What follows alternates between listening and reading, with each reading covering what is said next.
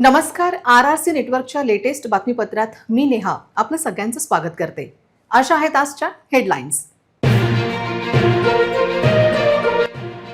Headlines प्रायोजक RRC broadband, अकोल्यातील सर्वात स्वस्त आणि वेगवान कनेक्शन.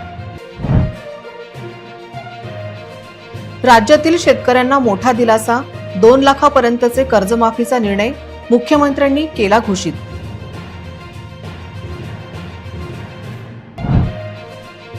भाजपचे 4 उमेदवार स्वीकृत, पदासाठी झाले पात्र.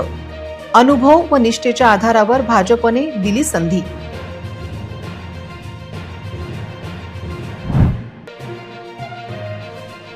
वंचित नेते प्रकाश आंबेडकर यांनी साधले जातीय समीकरण. प्रतिष्ठित बिल्डर सुनील इन्नानी यांना केले स्वीकृत नगरसेवक.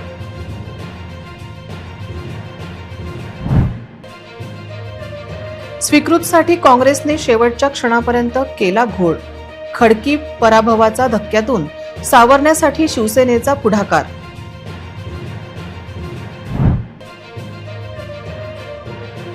अमरावती शहरात बिबट्याचा रात्रीतून धुमाकूळ.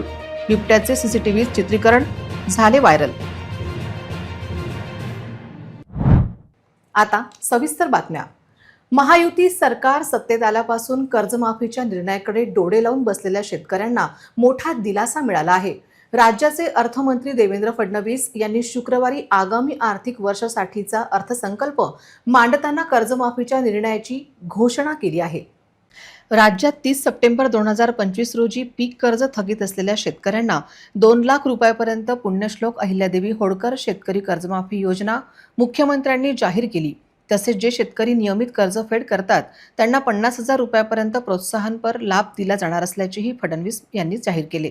2 लाख रुपयापर्यंतची थकबाकी असलेले शेतकरी यांना या योजनेचा फायदा होईल. त्याचबरोबर ज्यांचं पीक कर्ज थकलेलं आहे असे शेतकरी पात्र असतील. 30 सप्टेंबर 2025 पर्यंत थकीत असलेले कर्ज माफ होणार आहे. नियमित कर्ज परतफेड करणाऱ्या शेतकऱ्यांना 50,000 रुपयापर्यंत प्रोत्साहन लाभ मिळेल. मुख्यमंत्र्यांनी शेतकऱ्यांना कर्जमाफी देण्याची घोषणा केली असली तरी लाडक्या बहिणींच्या अर्थसहाय्यतेत मात्र कोणतीही वाढ केली नाही. ही योजना अशीच अव्याहत सुरू राहील असे ते म्हणाले. दरम्यान अकोला विमानतळ विस्तारीकरणासाठी निधीची तरतूद अर्थसंकल्पात करण्यात आली आहे.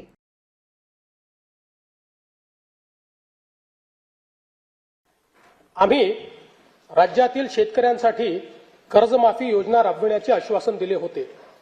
त्याकरिता समिती गठीत केली आहे.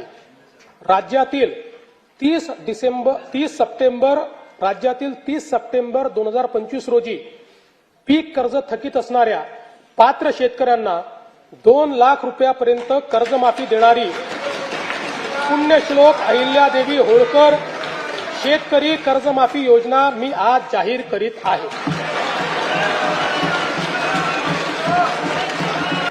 जे शेतकरी कर्ज घेऊन नियमित परतफेड करतात अशा शेतकऱ्यांना प्रोत्साहन देण्याच्या हेतूने नियमित कर्ज परतफेड केलेली असल्यास अशा पात्र शेतकऱ्यांना 50,000 रुपयापर्यंत प्रोत्साहनपर लाभ देण्यात येईल. अकोला महानगरपालिकेतील स्वीकृत नगरसेवक पदासाठी भाजपच्या गोटातून 4 नावांवर शिक्कामोर्तब झाल्याची चर्चा रंगली आहे. पक्षाने या निवडीमध्ये अनुभव आणि निष्ठा या दोन्ही गोष्टींचा समतोल राखण्याचा प्रयत्न केल्याचे दिसून येत आहे. आज चौघांनी उमेदवारी अर्ज दाखल करत विजय निश्चित केला आहे. आज या चौघांनी स्वीकृत नगरसेवक पदासाठी अर्ज दाखल केला आहे. मुंबई स्थित भाजप पक्षश्रेष्ठींनी महापालिका निवडणुकीपूर्वी भाजप अंतर्गत बंड थंड केले. त्यामुळे अकोल्यात भाजप प्रणित शहर सुधार आघाडीची सत्ता आली. जर हे बंड कायम राहिले असते तर मात्र भाजपला मोठा फटका बसला असता.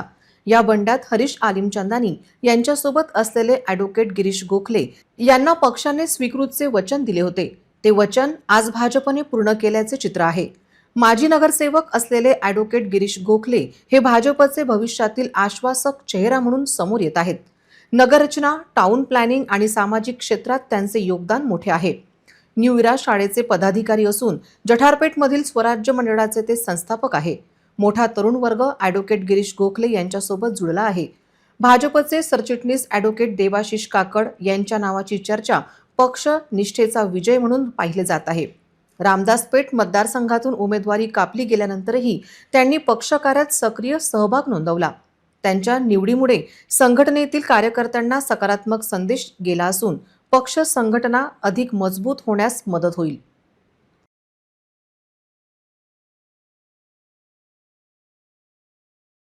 भारतीय जनता पार्टी के नेतृत्व से चर्चा कर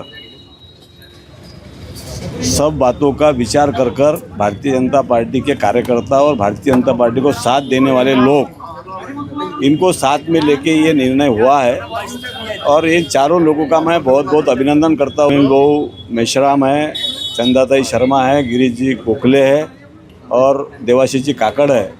इनको बहुत बहुत बधाई देता हूँ। आने वाले समय में इनके माध्यम से अकोला शहर का अच्छा विकास होगा, ऐसी अपेक्षा व्यक्त करता हूँ। महानगर पालिका में भारतीय जनता पार्टी का कई सालों से विकासात्मक दृष्टिकोण रहा है, उसी को आगे बढ़ाते हुए हम शहर सुधार समिति की or say Bharatiya Janata party, साथ में राष्ट्रवादी शरद पवार गढ़, उसी प्रकार सुनील भाऊ मेश्राम इनकी महानगर विकास समिति और सभी हमारे को समर्थन करने वाले सब लोग, हम आने वाले समय में अकोला के हित के सब निर्णय लेंगे और विकास के दृष्टिकोन से जो भी जरूरी कार्य है वो सब करेंगे। भारतीय जनता पक्षामध्ये नेहमी कार्यकर्त्याला न्याय होतो।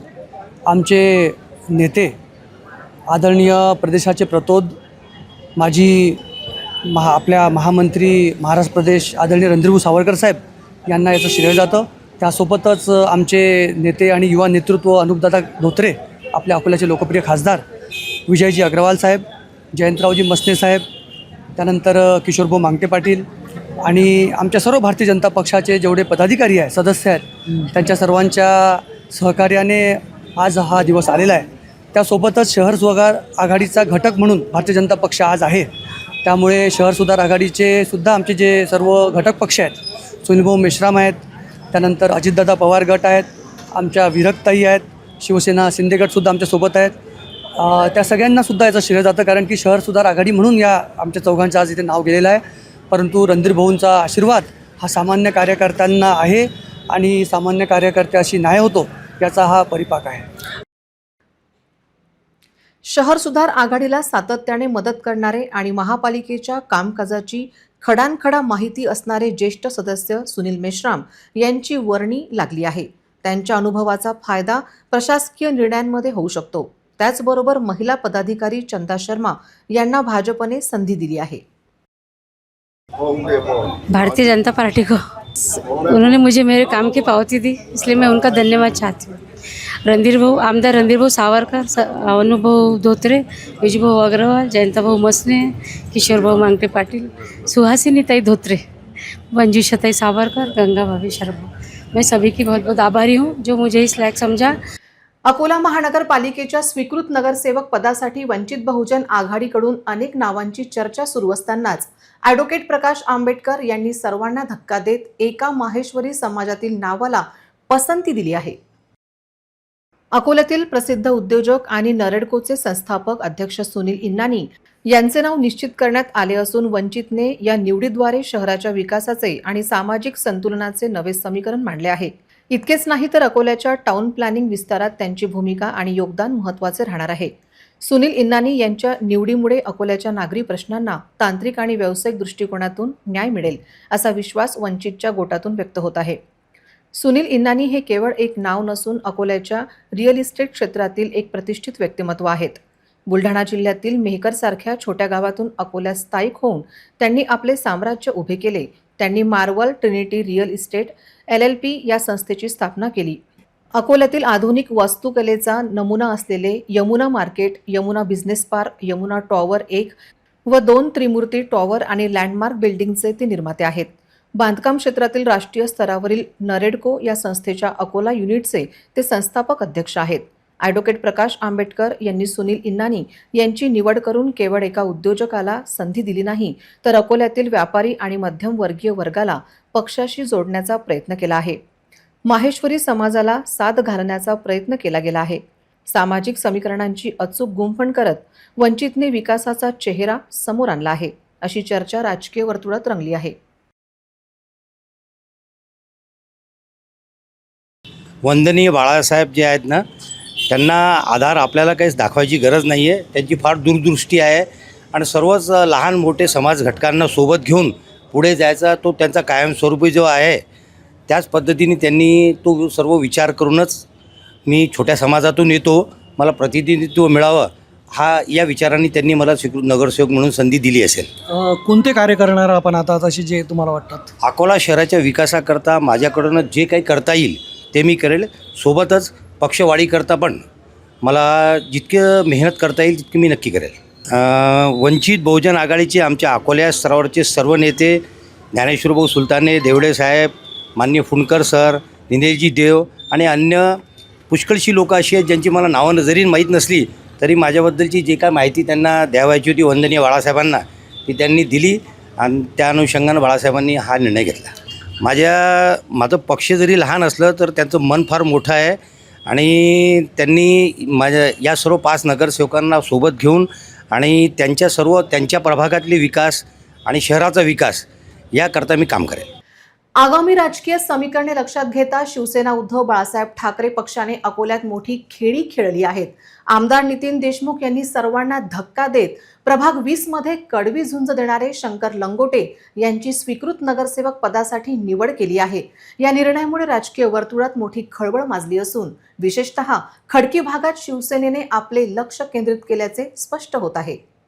जानेवारी महिन्यात झालेल्या महापालिका निवडणुकीत प्रभाग 20 खडकीमधून शंकर लंगोटे यांनी अत्यंत चुरशीची लढत दिली होती. भाजपचे दिग्गज नेते विनोद मापारी यांच्याशी झालेल्या थेट लढतीत लंगोटे यांचा निष्ठता पराभव झाला होता. केवळ 239 मतांच्या फरकाने त्यांना पराभवाचा सामना करावा लागला होता. मात्र त्यांच्या या कामगिरीची आणि प्रभागातील सामाजिक कार्याची दखल घेत पक्षाने त्यांना आता मोठी संधी दिली आहे.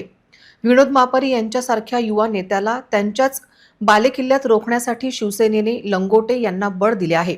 शंकर लंगोटे यांनी खडकी भागात केलेल्या कामामुळे जनतेचा त्यांच्याकडे ओढा आहे हे निवडणुकीच्या निकालावरून स्पष्ट झाले होते.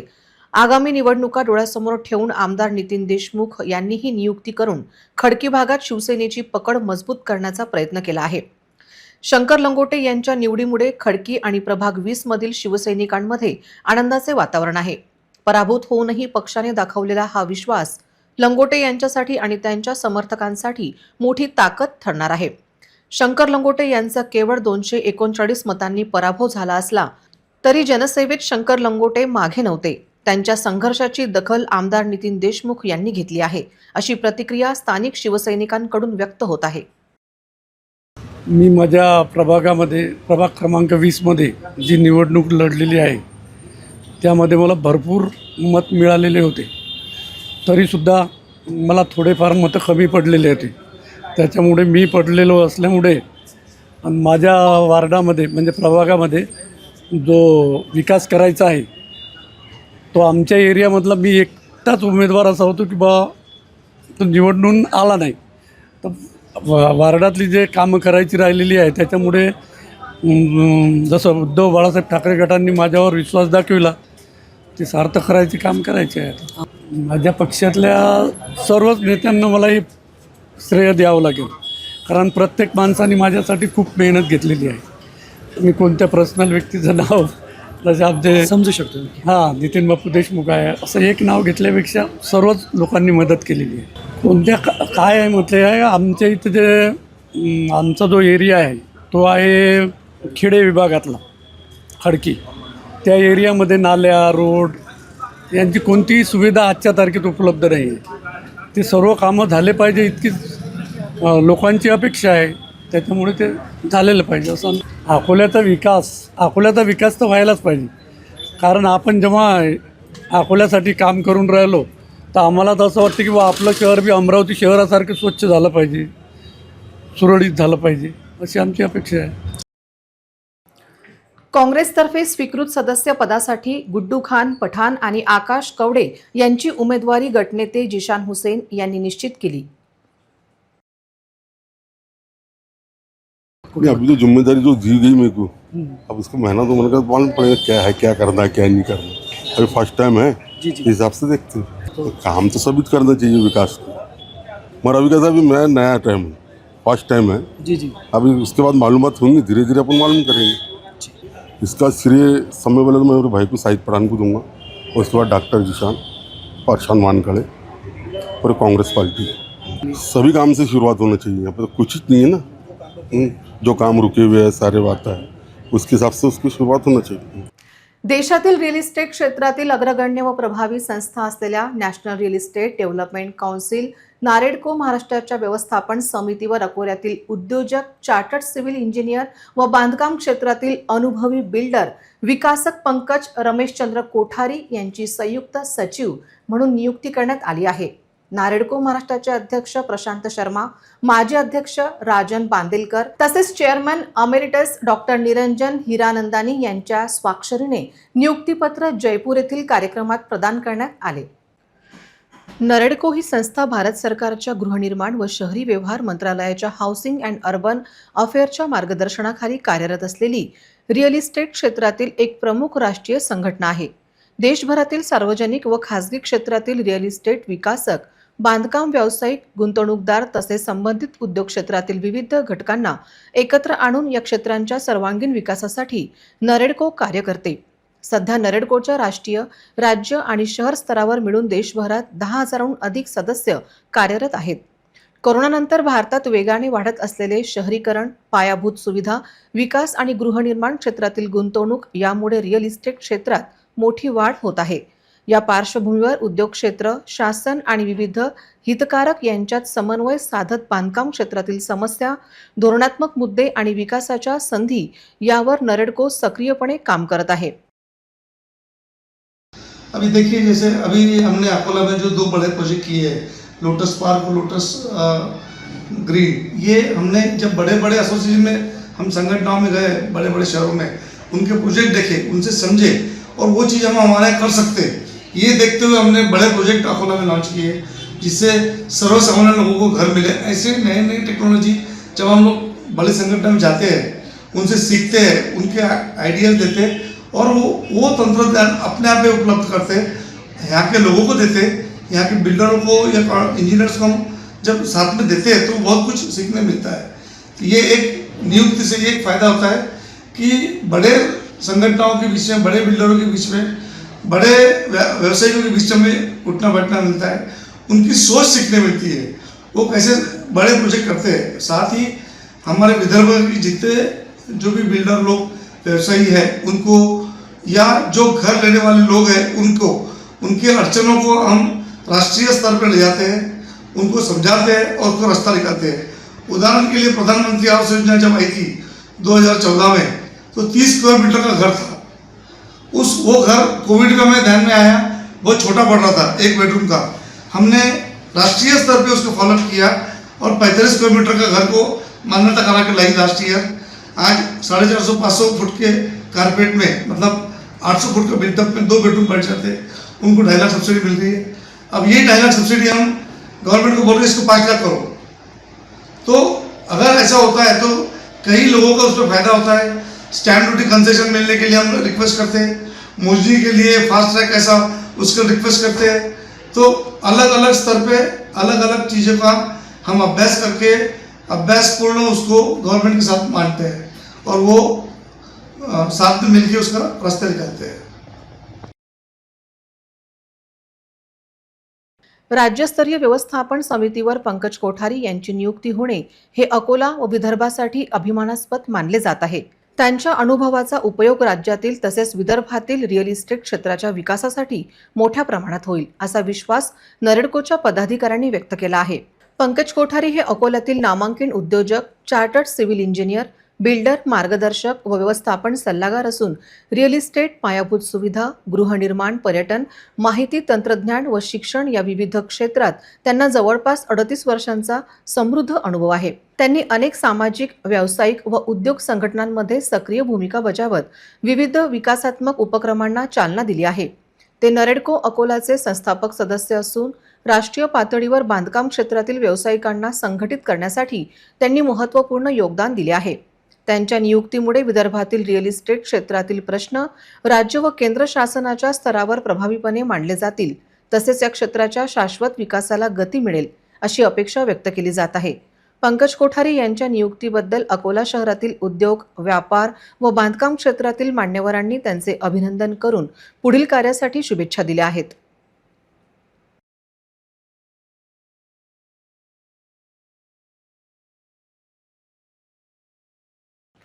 जुने शहर पोलीस स्टेशनच्या हद्दीत चोरी प्रकरणात पोलिसांनी आरोपीला अटक केली.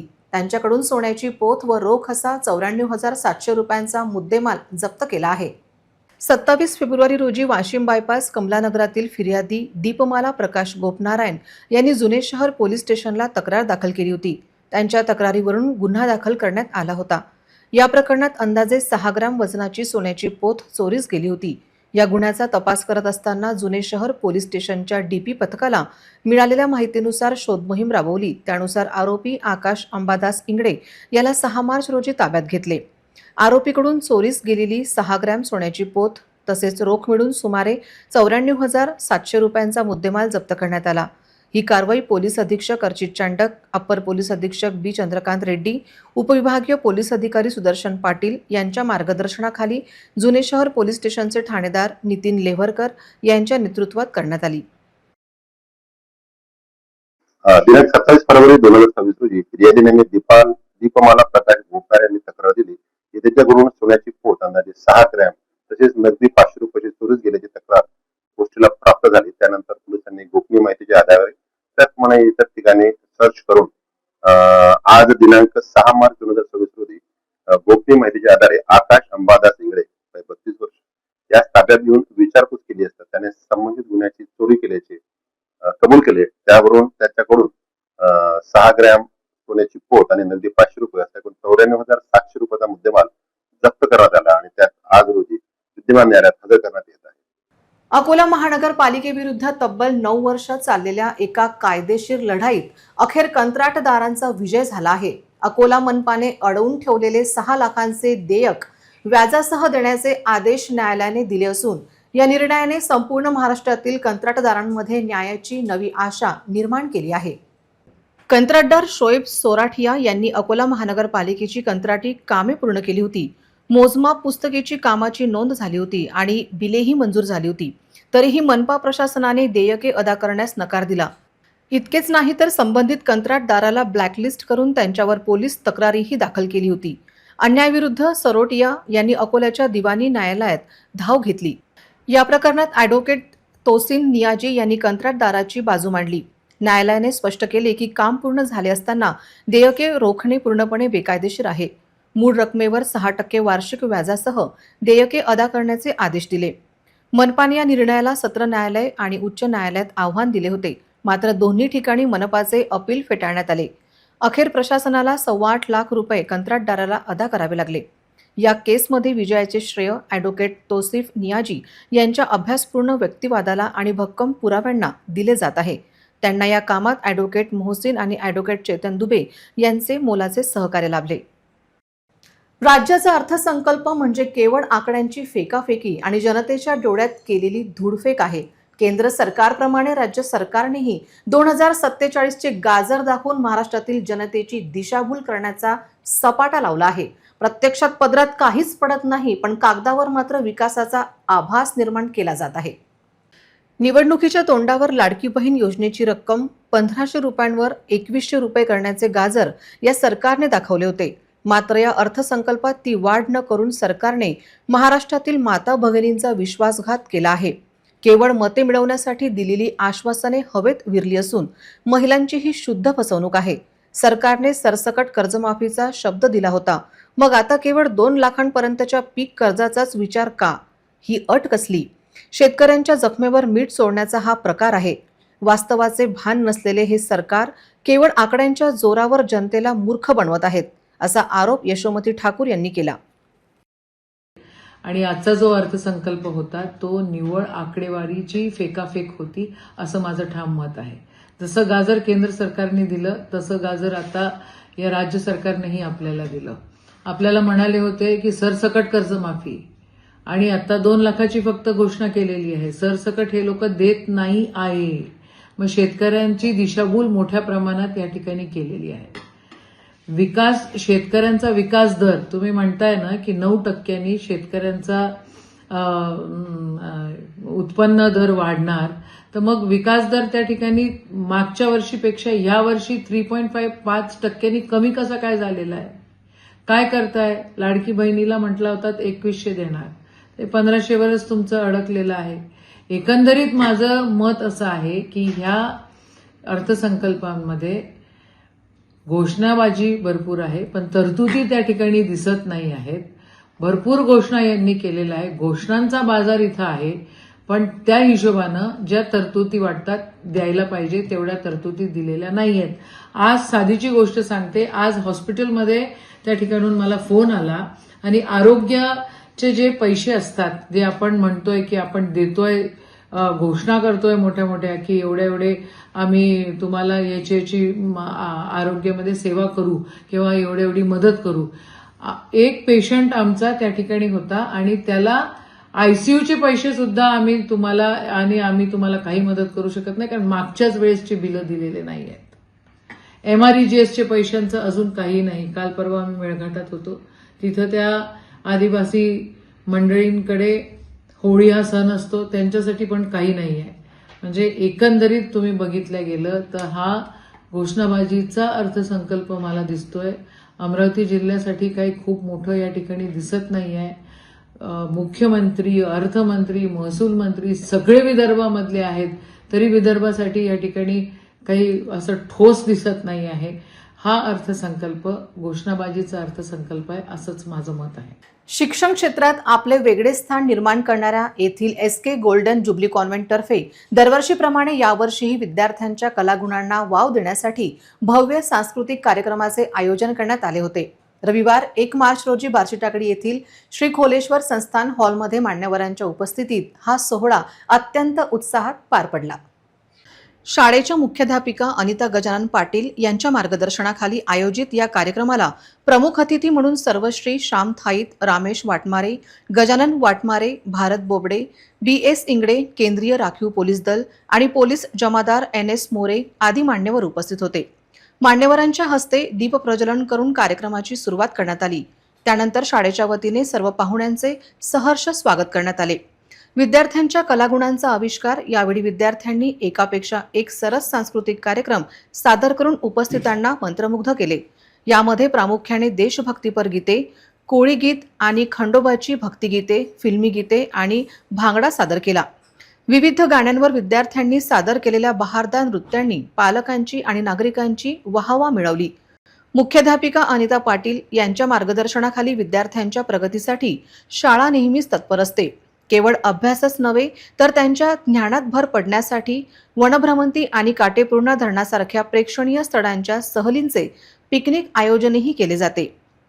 हा कार्यक्रम यशस्वी करण्यासाठी SK कॉन्व्हेंट शिक्षक शुभांगी गजानन पाटील, गौरव दिलीप राऊत, प्रिया संदीप काळे, संदीप संजय बोबडे, शिवानी गणपतराव सातव आणि जीवन दिगंबरराव भुबरे यांनी अथक परिश्रम घेतले. उपस्थित सर्व पालकांनी आणि नागरिकांनी या सुंदर उपक्रमाचे भरभरून कौतुक केले. महापालिका यंत्रणा विशेष करून जनता भाजी बाजारातील साफसफाईकडे दुर्लक्ष करताना दिसते. त्यामुळे बाजारात आपण भाजी खरेदी करायला आलो की आजार विकत घ्यायला आलो असा प्रश्न नागरिकांना पडतो आहे. कचरा, सडका भाजीपाला पार्किंगसाठी असलेल्या जागेत टाकला जातो. जनता भाजी बाजार शहरातील मुख्य बाजार असल्याने शहरातील नागरिक मोठ्या संख्येने खरेदीसाठी येतात. साचलेला कचरा, मोकाट जनावरे, दुर्गंधी यामुळे बाजारात पाय ठेवावा की नाही असा प्रश्न पडतो. या भागातील समस्या नवीन नाही. नागरिक संताप व्यक्त करतात, परंतु महापालिका यंत्रणा याकडे लक्ष देत नाही. नागरिकांच्या आरोग्याचा विचार करून बाजारात चांगले वातावरण राहणे आवश्यक आहे. याकडे दुर्लक्ष होऊ नये अशी शहरवासियांची महापालिका प्रशासनाकडे अपेक्षा आहे. महापालिका यंत्रणा विशेष करून जनता भाजी बाजारातील साफसफाईकडे दुर्लक्ष करताना दिसते. त्यामुळे बाजारात आपण भाजी खरेदी करायला आलो की आजार विकत घ्यायला आलो असा प्रश्न नागरिकांना पडतो. कचरा, सडका भाजीपाला पार्किंगसाठी असलेल्या जागेत टाकला जातो. या भागात रुग्णालय, कोचिंग क्लासेस मोठ्या प्रमाणावर आहेत. तसेच हा रस्ता सतत वाहता राहतो. परंतु उपरोक्त रस्ता गेल्या अनेक दिवसांपासून रखडलेला आहे. अनेकांना येता जाता अडचण होत आहे. त्यामुळे रस्ता दुरुस्ती तातडीने करण्यात यावे अशी मागणी आहे. या रस्त्याचे काम अर्धवट आहे. सध्या गिट्टी टाकून ठेवलेली आहे. त्यामुळे वाहने व्यवस्थित चालवता येत नाही. पायी चालणे देखील कष्टाचे झाले आहे. काही दिवसांपासून ही स्थिती आहे. त्यामुळे रस्त्याचे काम तातडीने पूर्ण करण्याकडे संबंधितांनी लक्ष द्यावे अशी मागणी आहे. कारण दररोजच्या त्रासाला लोक कंटाळले आहेत. काम खोळंबल्यामुळे या भागातील नागरिक नाराजी व्यक्त करीत आहेत. न्याय मिळेपर्यंत लढूचा नारा देत महाराष्ट्र राजपत्रित पशुवैद्यकीय संघटनेने 17 मागण्यांच्या पूर्ततेसाठी जिल्हाधिकारी कार्यालय परिसरात घोषणा दिल्या. अमरावती जिल्हा प्रशासनाचे लक्ष वेधण्यात आले. पशुवैद्यकांच्या मागण्या पूर्ण झाल्या पाहिजे. पशुवैद्यकांच्या मागण्या पूर्ण झाल्या पाहिजे. पशुवैद्यकांवर होणारे अन्याय दूर झालेच पाहिजे. वेटरनरी युनियन जिंदाबाद. वेटरनरी युनियन जिंदाबाद. वेटरनरी युनियन जिंदाबाद. मागण्यांकडे तातडीने सकारात्मक दृष्टीने पाहिले नाही तर 10 मार्च नंतर राज्यभरातील पशुवैद्यकीय अधिकारी सामूहिक राजीनामे देतील, असा इशारा महाराष्ट्र राजपत्रित पशुवैद्यकीय संघटनेने शासनाला दिला आहे. प्रशासकीय अडथळे, रिक्त पदांचा वाढता बोजा, वेतनातील तफावत आणि सुविधांचा अभाव या प्रश्नांवर आता निर्णायक लढा उभारण्याचा निर्धार संघटनेने जाहीर केला आहे. 5 मार्च रोजी जिल्हाधिकारी कार्यालय परिसरात एकत्र येऊन महाराष्ट्र राजपत्रित पशुवैद्यकीय संघटनेच्या सर्व सदस्य व पदाधिकाऱ्यांनी रखरखत्या उन्हात घोषणाबाजी केली. महाराष्ट्र राजपत्रित पशुवैद्यक संघटनेचे अमरावती जिल्हा शाखेचे अध्यक्ष डॉक्टर मिलिंद राऊत तसेच सर्व सहकाऱ्यांनी निवासी उपजिल्हाधिकारी संतोष काकडे यांना निवेदन दिले. महिला प्रतिनिधी डॉक्टर स्नेहल बनसोड यांनीही भूमिका स्पष्ट केली. स्नेहल बनसोड, पशुधन विकास अधिकारी. आजचं आमचं हे जे काही आंदोलन आहे त्याबद्दल मला एवढंच सांगायचं आहे की जे काही शासनाचे नवीन GR आल्या त्यानुसार ज्यांच्या जे काही मागण्या आहेत त्या आम्हाला मान्य नाही आहे. त्यामध्ये त्यांनी जे तांत्रिक काम जे आम्हाला करायला लावलेले आहे स्वतःचे मोबाईल वापरून, त्यासाठी आम्हाला कुठलाही डाटा ऑपरेटर त्यांनी पुरवलेला नाही आहे. त्याचप्रमाणे आमच्याकडे मनुष्यबळ हे उपलब्ध करून दिलेले नाही आहे. प्रत्येक दवाखान्यामध्ये सद्यस्थिती पाहता फक्त एक डॉक्टरच कार्यरत आहे. त्याला कुठलाच परिचय किंवा ड्रेसचं मनुष्यबळ नाही आहे. सकाळी दवाखान्यात आल्यापासून दवाखाना उघडण्यापासून ते दवाखान्याची साफसफाई करणं, पाणी जमा करणं आणि आलेल्या जनावरांना टेम्परेचर घेण्यापासून उपचार करणं, त्यानंतर तांत्रिक कामाचे अहवाल रिपोर्टिंग करणं, हे सगळेच काम फक्त डॉक्टरांवर आलेले आहे. स्वतःच्या दवाखान्याचं काम करणंच आहे. त्याचबरोबर त्याच्याकडे 2 ते 3 दवाखान्याचे अतिरिक्त सुद्धा कार्यभार आहे. ते सुद्धा कामं फक्त डॉक्टरांनाच करायचं आहे. एवढ्या तुटपुंज मनुष्यबळामध्ये जे काही त्यांनी आता शासनाच्या GR नुसार कामं करण्यासाठी आम्हाला सांगितलेलं आहे ते शक्य नाही. त्याकरता आम्ही आंदोलन करतो आहे. त्याचबरोबर 24 तास सेवा उपलब्ध करून द्यावी. त्यांनी असं म्हटलेलं आहे जर 24 तास सेवा द्यायची असल्यास तर त्यांना 1 डॉक्टरऐवजी 2 डॉक्टरचे पदं त्या ठिकाणी भरणे आवश्यक आहे, जेणेकरून शिफ्ट वाईज ते त्यांच्या ड्युट्या बजावू शकतात. जे की एका डॉक्टरवर लादणं हे चुकीची गोष्ट आहे. त्याचप्रमाणे एक महिला अधिकारी आहे. मी सुद्धा आता क्षेत्रामध्ये सर्व ठिकाणी काम करते, पण मला सुद्धा काम करताना कुठेतरी असुरक्षितता वाटते, कारण आमच्यासोबत फील्डवर कोणीही स्टाफ नसतो. आम्ही एकट्या शेतकऱ्यांच्या दारात जाऊन सेवा देतो. त्याचप्रमाणे दवाखान्यामध्ये महिलांसाठी स्वच्छतागृहाची व्यवस्था नाही आहे. बरेच ठिकाणी जर 24 तास तिथे ड्युटी करायची आहे, 9 तास 8 तास सेवा देतो आहे, तर तिथे स्वच्छतागृह असणं हे आमची प्राथमिक आमचं मागणी आहे. पण ते सुद्धा अजून शासनाने पुरवले नाही. एवढ्या सुद्धा मागण्या असून सुद्धा मान्य न करता आमच्याकडनं एवढ्या मोठ्या कामाची अपेक्षा करणं हे बरोबर नाही. त्यामुळे आमचं मनोबल हे फार सुटलेलं आहे आणि अशा खचलेल्या मनोबलामध्ये आम्ही शासनाच्या नवीन GR नुसार कसं कार्य करावं याचं उत्तर शासनानेच द्यावं. त्यासाठी आम्ही आपलं हे आंदोलन करतोय. अमरावती शहरात गणेश हिल्स परिसर 3 ते 4 बिबट्यांचा वावर दिसून आला. मंगलधाम, वरुण नगर भागात बिबटे फिरताना दिसले, त्यामुळे नागरिक रात्री बाहेर पडण्यास घाबरत आहेत. बिबट्याने कुत्र्याच्या पिल्लावर केलेल्या हल्ल्यांचे दृश्य CCTV मध्ये कैद झाले. वन विभागाकडे कारवाईची मागणी केली जात आहे.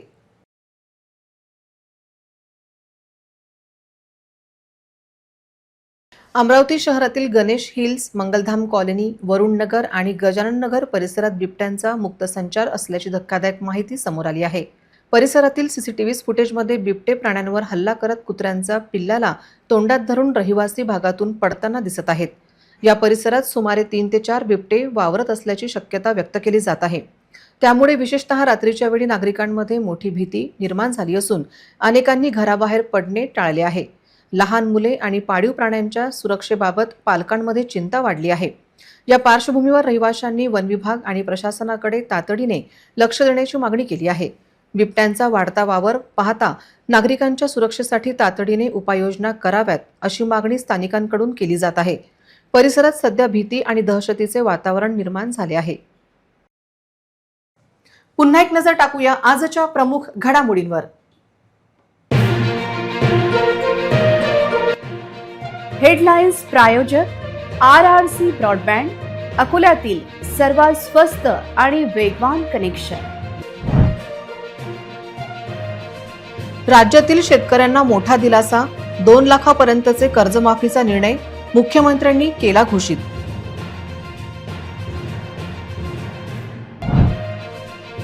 भाजपचे 4 उमेदवार स्वीकृत, पदासाठी झाले पात्र. अनुभव व निष्ठेच्या आधारावर भाजपने दिली संधी.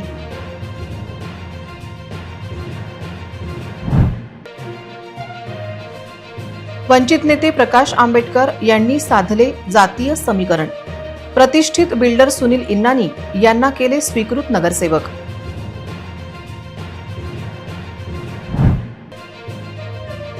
स्वीकृतसाठी काँग्रेसने शेवटच्या क्षणापर्यंत केला घोळ.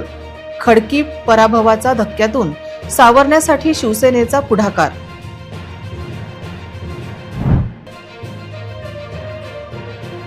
अमरावती शहरात बिबट्याचा रात्रीतून धुमाकूळ.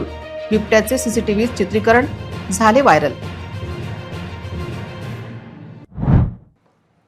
बातम्यांसाठी तुम्ही पाहत रहा RRC news. 2,46,000 दर्शकांनी RRC digital Akola हे यूट्यूब चॅनल सबस्क्राईब केले आहे. तेव्हा तुम्ही कसली वाट पाहत आहात? तुम्ही पण सबस्क्राईब करा आणि बेल आयकॉन क्लिक करत RRCच्या बातम्या निरंतर पहा. तुमच्या मोबाईलवर नोटिफिकेशन मिळवण्यासाठी सबस्क्राईब करा RRCचे हे यूट्यूब चॅनल. लाईक आणि फॉरवर्ड करा RRC डिजिटल अकोलाचे हे न्यूज बुलेटिन. पुन्हा भेटूया लेटेस्ट बातम्यांसह नवीन बातमीपत्रात. तोवर नमस्कार.